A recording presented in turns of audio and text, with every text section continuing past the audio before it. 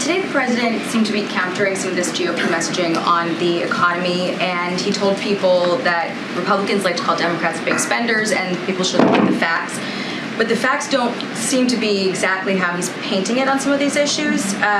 He has claimed repeatedly that the administration reduced the deficit, but if you break it down, spending was high because of the pandemic, those programs expired, and that brought down the deficit, and then that deficit reduction was spent on canceling student loans.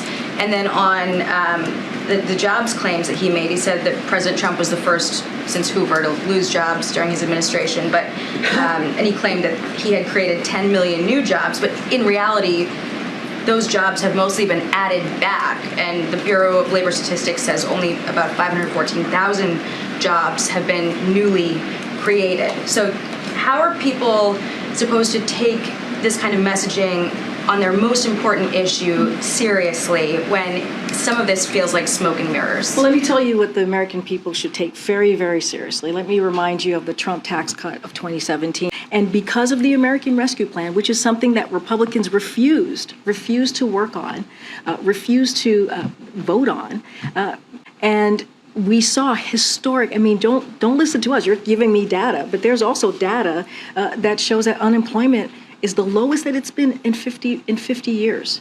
It also shows that what we were able to do, even with the strong labor market, that was because of the plan, the economic policies that the president put forth. So he put in the work.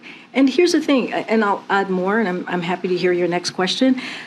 Congressional Republicans have been very, very clear on what they want to do. They have said that the first thing that they're going to repeal is the Inflation Reduction Act. That does not help inflation, that makes it worse. That does not help the economy, that makes it worse. And so that is the stark difference here of what we are talking about what congressional Democrats and this president want to do.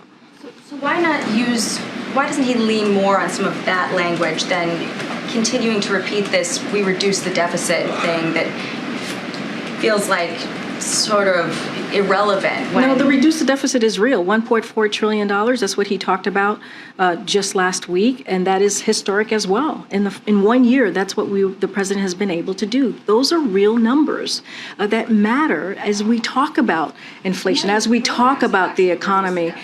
It just happened on its own. No, but it is actually the policies that he has taken that has helped reduce the deficit. Dealing with middle-class families that you are not seeing currently. You're not seeing currently from Republicans. I got to move on because we don't have a lot of space. What? No, wait. Go ahead. Go ahead, Jacqui. Thanks. On student loan forgiveness. Okay, sorry. No, it's okay. It's hard. Student loans. If the legal challenges are resolved, do you expect that anyone will get their loans forgiven before the midterms? Look, we're not doing this. That's not our goal here, is to get this done before the midterm. This is not about, for us, for this president, this is not about the midterms. This is a campaign promise that he has kept. Thank you.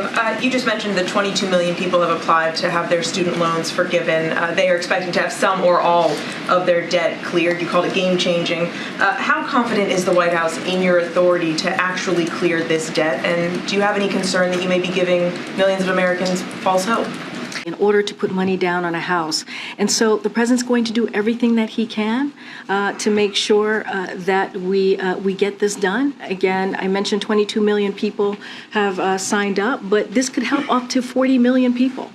This is what this can do, give almost 40 million people an opportunity and make sure that people continue to apply. And I'll leave the legal process over to our counsel's office and the DOJ, actually. And but again, it's not going to stop our message. We know that there are our opponents out there who don't want us to help. It doesn't suggest that it has any merit. And so again, we're just going to continue moving straight ahead.